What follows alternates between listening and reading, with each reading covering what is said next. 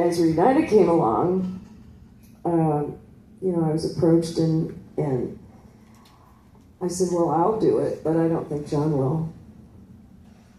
He had moved on, he had 3 kids, he had another business, he was doing mad science in different schools around the country, and so, yeah, I was like, I don't know, I don't think it's going to happen. And then they approached you, and then what?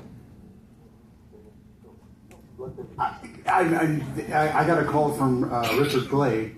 I was living in Northern California, saying that they were doing a series called VH1's Favorite Bands of the 80s, and they wanted to interview me about Berlin. And I thought, I'm happy to do that. But then he said, we're flying up to do this in person, which I thought was very strange. And just backstory, because of when I had actually left the band, I was still on good terms with everybody. Like individually, I just still, these were my people.